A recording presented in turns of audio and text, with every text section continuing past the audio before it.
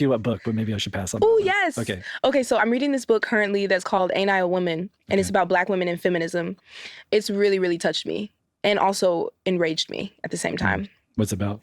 It's breaking down the early stages of feminism and how Black women weren't included in that, in the women's movement when it happened, and how that translates to modern day right now. Right. And so I've been reading about that, but it also, like, of course, touches on topics about slavery, but also colorism, which is something that I have been unpacking again. I feel like as a dark-skinned woman, I'm always kind of unpacking colorism, but more recently, now that I'm reading that book, I'm just really unpacking that, which I hope to talk more about in my music. I say, like explore. There's some stuff. There's one line specifically where you say, "I wonder why a label."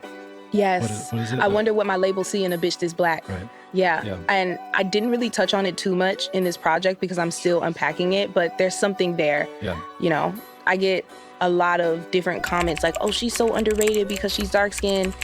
Something about that doesn't resonate with me. Okay. But there's also truth in these comments as well, but, you know, we'll talk about it. Yeah. Colorism is a complicated topic. It's been talked about over and over for the last couple years in hip-hop commentary space, social media, publications, and much, much more. A lot of dark-skinned women, particularly in hip-hop, have expressed that time and time again that they don't really understand how it impacts them in that way that us, the audience, sees in a different lens. Colorism is defined as a prejudice or discrimination, especially with a racial or ethnic group, favoring the lighter skin over those that are darker skin. In the media, we know how to identify it as clear as day. And we definitely all know what flomilli has said on Twitter about this. Said this: "They want me to be insecure about my skin tone, which is never gonna happen. I want people to understand everybody does not hate themselves." Tired of this narrative, I was also telling them to stop using my name to degrade other people. I want y'all to support me, but don't try to bring other women down in the process because that does not make me feel good. Flomilli making those statements, I will say that sometimes being an artist, like, one thing that I feel like sometimes the fans might not get is the PR side of things. Yeah, sure. The marketing. You know, the marketing with the industry, like, I think for an artist that is upcoming, like flomilli, she's really blowing up. I love her new single. I'm excited for new music out.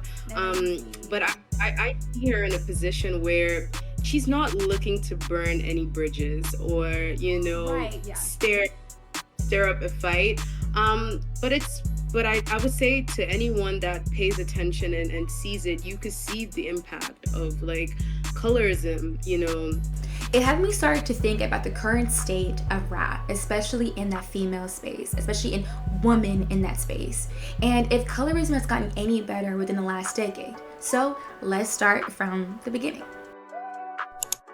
Like, speaking frankly, I would say hip-hop has never existed without misogyny. While periods like the 90s, early 2000s saw rampant misogyny and misogynoir directed at Black women in hip-hop, the system of patriarchy, I think, was embedded in hip-hop's, like, conception.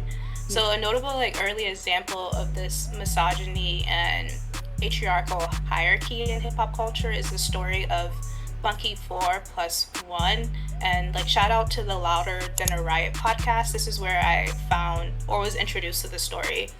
Louder Than a Riot was this NPR hip hop proper NPR journalism podcast that unfortunately got canceled. I think most likely due to, like, funding or just like the crazy state of media. Yeah, you know how it goes. Media right now. So Funky 4+1 are significant in hip hop history because they were the first hip hop group to appear on American television, performing on SNL in, like, 1981, I believe. So they're also important to hip hop history because the group was the first, like, hip hop group to have a female MC. The +1 in the Funky 4+1 represents MC Shyrock, and MC Shyrock is considered the first female rapper. So long story short, when MC Shyrock became pregnant at the height of the group's success, she was trapped in, like, this nefarious recording contract with Sugar Hill Records, which I believe was the first, like, hip hop label at the time. They were the first like record company to establish, finally like, making money themselves. Yeah, right. publishing. Yes, I got you. I'm like, I'm so glad we're talking.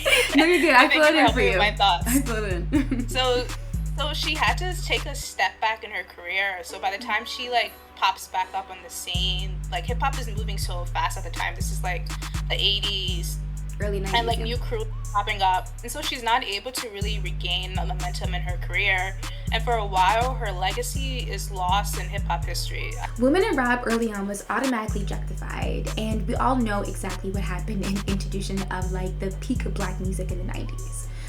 But this phenomenon of black women playing crucial roles in foundational moments of hip-hop history, but yet at the same time their legacies being ignored or completely forgotten in favor of men is pretty common, unfortunately. It keeps happening. I think about like another example is Roxanne Shante. Like, yes, I first heard of Roxanne Shante probably through Nicki Minaj's Roman Revenge, which references like Roxanne's revenge, like yes, and then Roxanne's the first time we got like into like pretty much diss tracks, right? Essentially like a whole bunch of rap. By the time we get to the 90s and early 2000s, the sexism and abuse that's directed at women in hip hop is like definitely egregious, but it's nothing new.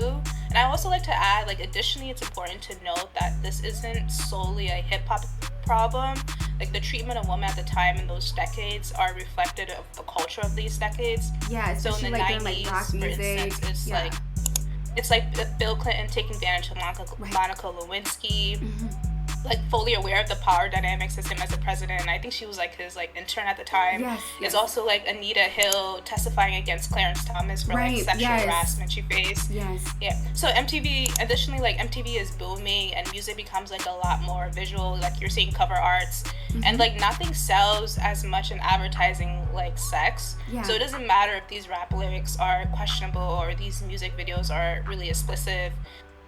Good or bad press is still press. So when we like hear stuff from like Dr. Dre, members of NWA or Snoop Dogg in the 90s, like putting out these like violently like misogynist lyrics and imagery, yes, it's like really bad, but it's like nothing new, and I think reflective of the culture that they were raised in and the culture that is still reflected of today, unfortunately. But as you guys may know, especially when it comes to women in rap, at the time, they usually were introduced by an established rapper already. Some examples might include Jay-Z and The Mill, to even Lil Kim and Biggie, to name a few.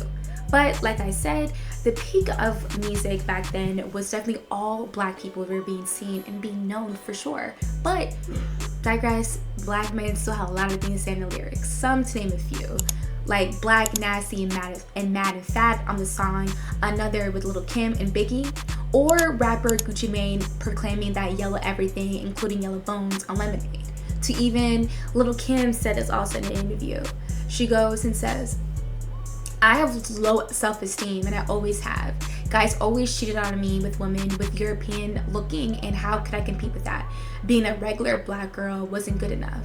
But let's just stop right here, because I kind of want to go into more details of like, has colorism actually improved within the last decade with a lot of female rappers that have been coming through the pandemic. Nicki Minaj was signed to Young Money in 2009 and has been the only female rapper for the last decade, breaking so many numbers, selling out tours, making own products, being an actress. Like, this woman has done it all and has been the face of female rappers from 2009 all the way up to like 2017. I would say that's how long that Nicki has been reigning for sure. Over the years, no one really knew if the state of female rap would ever change, like at all. We've always seen Nicki Minaj being featured in every way that she's known, and she made herself so established that we didn't really care about anybody else. But then came this New York native from Brooklyn that we all came to love. This is Cardi B. With dropping various mixtapes, and we're all tuned in, especially when this song drops, Bodak Yellow. It was up and it was stuck for sure. Cardi B then got her only debut album, Invasion of Privacy, and the rest was history. This is really the start of the the rise of like women in rap finally being seen. We start to see names into mainstream, like having Megan Thee Stallion, to Flomilli, to Rico Nasty, to Doja Cat, Saweetie, to name a few. And it was really ushered in this new age of rap, and also gave hope into this new iteration of these girlies. Like, okay, now we have different options of women in rap, and it's really, really cool to see that. But since Nicki Minaj and Cardi B were the first two to really like, you know, give us all the headway, it started to usher in this type of, how to say, their look plays a role into their resources. And that's something I kind of wrote here on my notes. Because if you look at Atlantic Records, for example, put a lot of push behind Cardi, who is light skinned, but they have dark skin or brown skin rappers on their label, but you very rarely hear them being pushed. Cardi B was so interesting to witness since she could barely rap, like almost not at all. And a lot of her writers until this day was still writing for her. Even though Cardi B has been established and has gotten better in her pen, when we first heard her, this wasn't the case when we first came to know her. Don't get me wrong though about Cardi B, she has the best personality to host any show, and she has the best stage presence that's so reminiscent of Missy Elliott. And don't get me started with the fashions, because she is probably one of the best dressed female rapper till this day. From wearing Mugler to that Balenciaga we saw last season. And girl, like, don't get me started. The girl is fantastic when it comes to her outfits. Then, unfortunately, no, this kind of ushered in this pattern of like light-skinned women started to pop up with this kind of low effort lyricism, choreography, and pretty much like no personality. Saweetie was the first time I witnessed like how colorism can be so effective in that way. She blew up so quickly online, especially with her laid-back Cali freestyles, and it was something just so easy to listen to. Saweetie was also known for the Icy Girl, but when it came together on her recent projects like her EP, like High Maintenance, a lot of friends and critics constantly kept saying that she was not the best lyricist. She didn't really know how to rap, and on top of it, her stage presence also matched that as well. Kind of boring, didn't want to be there, and didn't want to be actually really a part of rap. It sounded like when we first saw Saweetie. We fell in love with her freestyles at first, but then when it actually came to actually coming out with a full-blown project, it just didn't really receive that well. Also during this time, she's also getting compared to a lot from Megan Thee Stallion. Megan Thee Stallion during this time was being looked down upon for having the most natural body, but also being so tall and being also compared to a horse, because if you guys know, Megan Thee Stallion is known for being in Texas and just always known to being like a stallion. So the fact that people started using it as a way to ridicule her because she's a little bit darker than Saweetie, it is pretty interesting about how the way that we get to dictate this type of preferences on these women, even though they fit the standard of what a beautiful woman can look like. We still feel the need that you're too tall, so technically not that pretty, or maybe the way that your curves are way too curvy, so we need to be like Saweetie. It is pretty interesting the way that we constantly keep comparing a lot of these women in the Spanish industry. I think that labels like a certain look for their female rappers.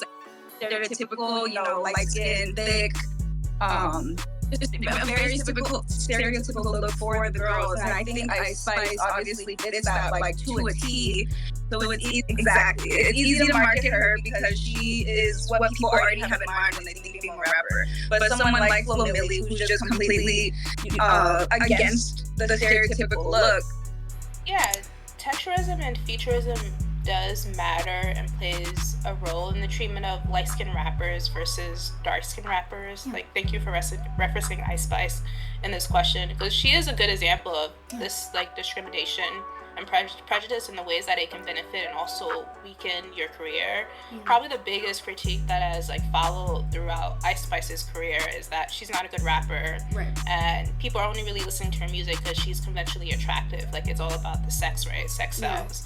And a huge part of her signature look is an afro. How many like dark skin or even brown skinned female rappers have risen to that level of success wearing an afro or a natural hair symbol or natural hair styling, or viewed as sex symbols with that hairstyle? Like, this continuation of like the light skin effect, of like the laziness between lyricism and lyrics, also turned over into like a lot of new age rappers that we know today. Some to name is definitely like Ice Spice. Ice Spice is somebody that's been talked about on a lot of conversations of her not being the best performer, not being the best lyricist, and not having honestly anything. Some critics like to say, especially being compared to flomilli, Ice Spice was pretty much a low-key industry plant and got her success with her producer, who's her boyfriend, Riot. And if you know, his father was actually a part of the biggest radio station in New York called Hot 97. And his father was a DJ for Notorious B.I.G. He was on the road as well. She started to work with every big major company you could think of, from all the way from like Starry to also working with Nicki Minaj to working with Taylor Swift. She also came up in the scene with like famous songs like Munch and Feeling You. Like, you guys know her, right? Y'all know who Ice Spice is. But lately, over the last year though, Ice Spice has come under flack for a lot of BS that she should not even be doing.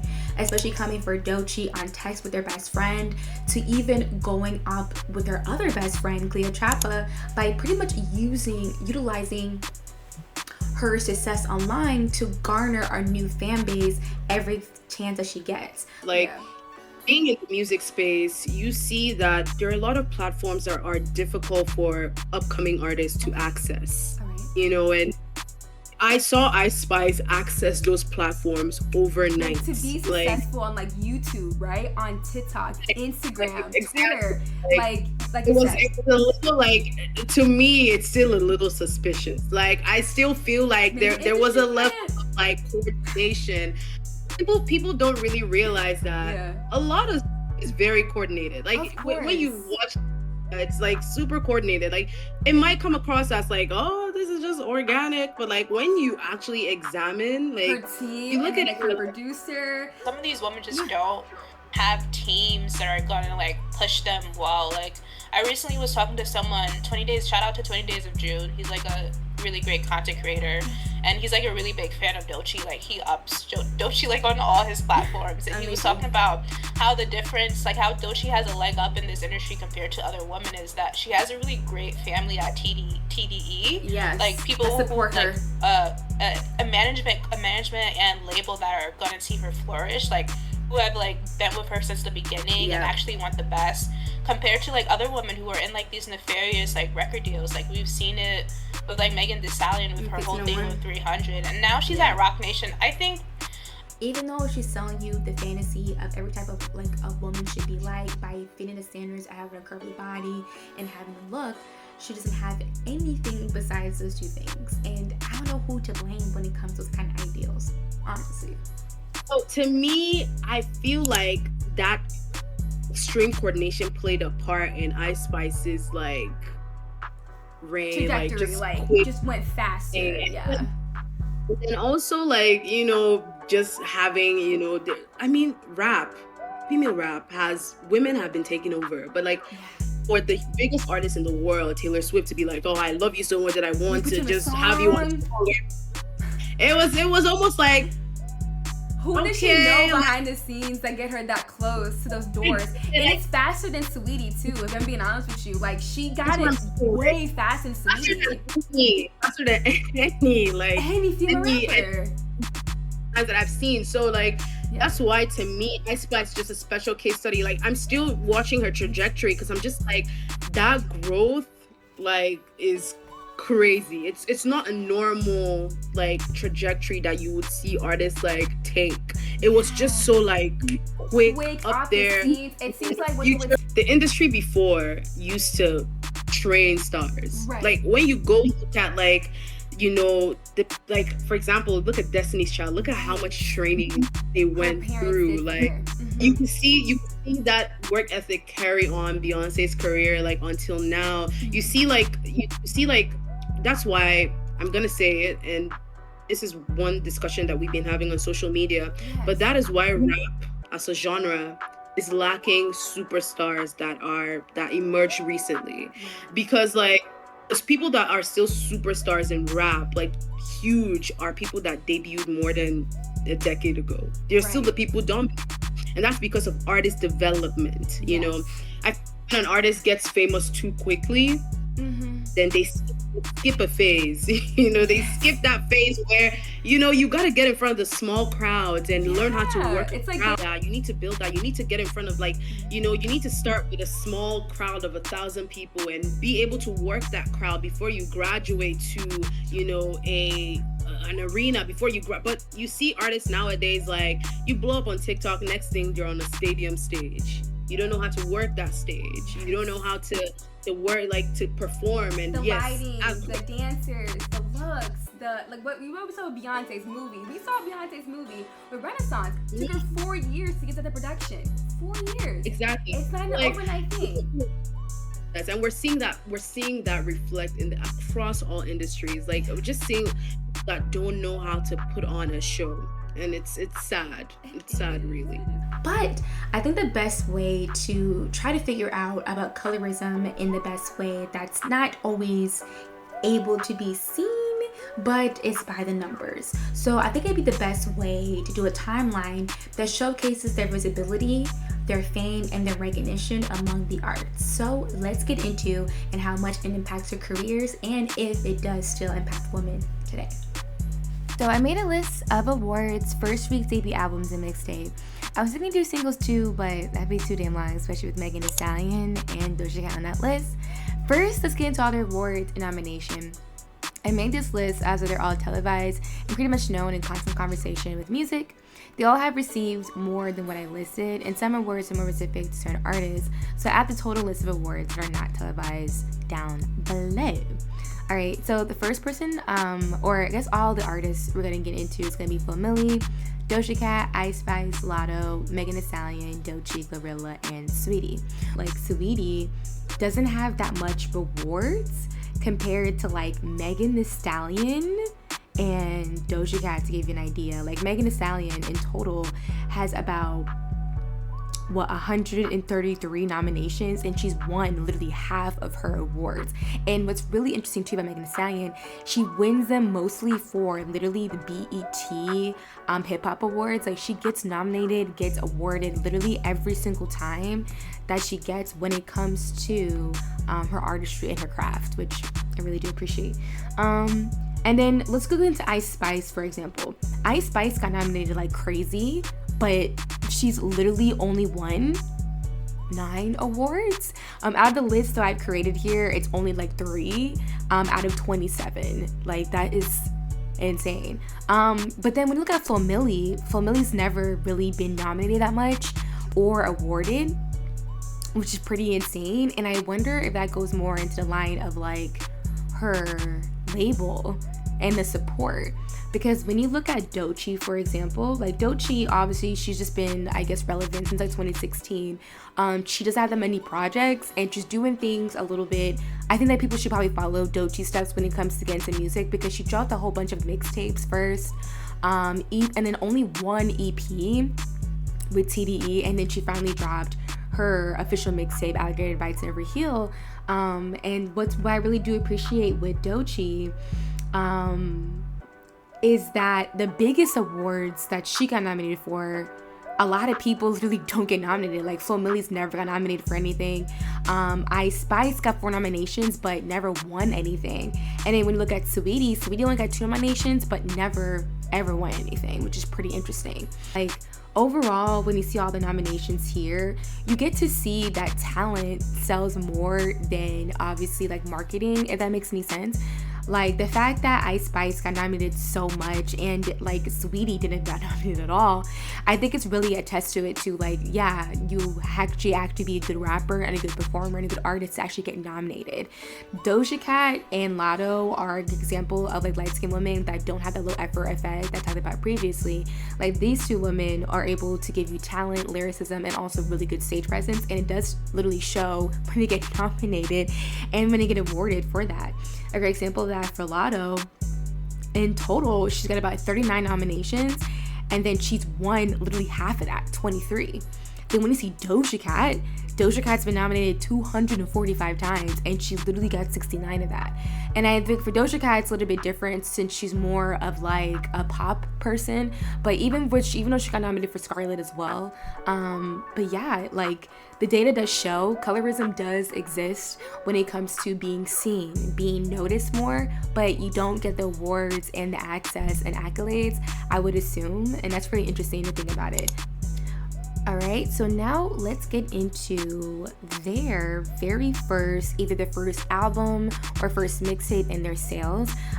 This is like more of just like for me, I like to see how well they do it, if they have gotten any better or if they have any more support with their team. So first it's gonna be flomilli. So her first mixtape is Ho Why Is You Here on the same label she's on with now. It peaked at 78, and then for hip hop it's at 46. There wasn't much data to how much she was sold, but if I had to guess based on all the other people I've seen here, it's probably less than 5K if I had to guess. Then her recent project that came out in March, Fine Host Day, was about 16K sold. To give an idea, flomilli has been here, like I said, the longest. She's been here, honestly, the same amount as Megan Thee Stallion and Doja Cat. Like, they all together at that point, when the peak of the pandemic, really, when it came to flomilli. Flomilli has the same kind of data that Doechii has, but for a mixtape, though. I really do believe that RCA does not care about dark-skinned women. A way to make her like marketable, more access, more reach. To give an example, like Doechii just got signed to TDE like 4 years ago, and she already was in the main stage twice for BET, and flomilli has not. And the fact that flomilli has been here longer and more relevant than Doechii, the fact that her recent album is only like 16K sold, and to give an idea, for Doechii's Alligator Red Silver Heels, only 11K sold. Like, and it got 4 nominations from that for the Grammys. Do you get me? Like, I wonder if that gotta be the team. That really gotta be the team. Another person I want to get into also is Doja Cat. Her recent project is Scarlet. She's been in the same label for like literally all her life. If you guys know, she's been signed to them since I want to say she was in high school, I believe, 15 or 16, and she's always making music, but now she got more fame when she dropped, obviously, with Juicy. So her first album was Amala. It sold less than 5K. It peaked at 138, but had nothing for the hip hop and R&B category. She also got a lot of certifications for this. She also got a gold, a silver. That's what she got certified for. And then for Scarlet, you know how Scarlet did. 72K sold. It was released in September. Again, it's on the same label. It peaked at US 4. And then also on the hip hop and R&B, it peaked at number 2. And also went to like 8 other countries. To keep in mind too with the data as well, I've noticed that not every female rapper is able to reach that many countries and also like maintain a good fan base. I realize that's super hard to definitely have. I feel like Doja Cat and Megan Thee Stallion are literally the next ups after when it comes to Cardi B and literally Nicki Minaj. Like, these women are like breaking a lot of numbers, and again, the most awards literally goes to both of them because their talent is really there. Going to Megan Thee Stallion, like her recent album for Megan, it's on her own label, Hot Girl, and obviously the publishing is with Warner. It peaked at number 3 for US, and also in 4 other countries, and also went to number 1 for R&B and hip hop Billboard. And it also sold 64K sold. It got a platinum, silver, and gold. And then compared to her other work that she came out with, her first work, Fever already, like, she is insane. When they got Megan Thee Stallion, she already got 27K sold on her mixtape when she was under 300 and 1501. I peaked number 10, and it got into R&B and hip hop for number 6. It also got a gold certification for that as well. And then for Good News, her first debut album, she got peaked number 2. It went to 8 countries, and then it went to number 1 for the hip hop and R&B Billboard, and it sold over 100K. I think it sold so big because it's after the whole Tory Lanez, and the first thing is called Shots Fired, so it was like instantly like a big success for that as well. Okay. Another thing I'll also get into is Ice Spice. Okay, so Ice Spice's first EP was Like. It was also with the label 10K Projects. It peaked at US 15. And then also for the countries and also for the R&B and hip hop, it went to number 5. It only sold about 15K sold. Then her recent project, Y2K, it got 28K sold. Her label is 10K Projects, US 10, US 18 actually, a little bit lower than her last EP. And then it went to 4 countries, and then it reached number 3 for the hip hop and R&B. What's really interesting though with Ice Spice though is that she has no certification for any of her albums. Neither does flomilli, which is pretty interesting. Like, they just not get certified for gold, silver, platinum. She only gets certifications in platinum ready for her singles. Same thing for flomilli as well, to keep that in mind. And one more, also another person I actually want to talk about too on this is Saweetie. Even though the whole conversation about the light skin conversation, how, like I said, the low effort lyricism and none of choreography and also not enough like effort that she was putting out, what's really interesting about Saweetie is that she's never actually put out an album. I just realized that by doing the research. She's only literally been doing just EPs, just dropping a whole bunch of EPs, and every EP she's dropped, it doesn't even have enough data to even tell you how much things she's actually sold from there. And eventually, like, she's gonna be dropping her first debut album in 2025 called Pretty Bitch Music, and it's really interesting. Like, Saweetie is so interesting. I think that all of us were upset that she was so seen, but behind the scenes though, she wasn't getting any type of award really. When you look back on the data we talked about earlier, like, her nominations and awards were literally close to none. In total, she's only been 16 nominations and only 4 wins. Like, it's really interesting when we're talking about her so much, where even though she was visibly seen so much, she didn't get any awards though. And yeah, that's all that I have for the data. You guys can see here with Lotto and Gorilla, y'all can see the numbers from there. But yeah, it is really interesting that from the data and everything that we pulled is that, like, talent is there more than skin tone, but skin tone is there obviously when it comes to advertising and being more seen, and that's the really main issue that we really do have with colorism. And for the solution, there's actually do we like accept that colorism exists? Now we know that, but can we also understand that, like, we gotta support these girls too, right? Like, we have to make sure we're there at their shows. We're gonna make sure we're recording their albums, their singles. We have to make sure they're getting everything they need. Because then when I did the research in the video of the timeline, I started thinking about, like, it's the resources that also adhere for dark skinned women. It's the lack of it. We think about flomilli, they came from all the way from Alabama. We have Doja from Tampa. There's not too many artists that come from these small places are able to be successful so quickly. But then also another layer of that is because of their skin tone as well. This kind of probably pushes them away from able to get the white label the right way as quick as someone that's like Ice Spice or Caribou or Saweetie. I do understand that too. But after conducting the research, I also found out that they are still getting paid, they're all still getting type of accolades, and they are still being seen. But I think that the best way to have a conversation about it is don't pressure them to talk about colorism. I feel like we don't have to ask dark-skinned women to keep talking about it, because I think that light-skinned women should take that job for themselves. Like Saweetie did the other day when someone talked about her colorism, and she just ended it the best way. I think that we should have a space that, like, black women should be able to talk about it. Like, yeah, it impacted me this way, but hey, you know, I'm doing this. You know, and I feel like it's a constant conversation about, like, dark skin and light skin and then what now. And that's how I feel about this video when I was making it, because like the whole process of this, like, it's kind of just like a nauseating conversation because there's no solution for it but then to support them, you know, and to give them resources and to have a light for them to be at.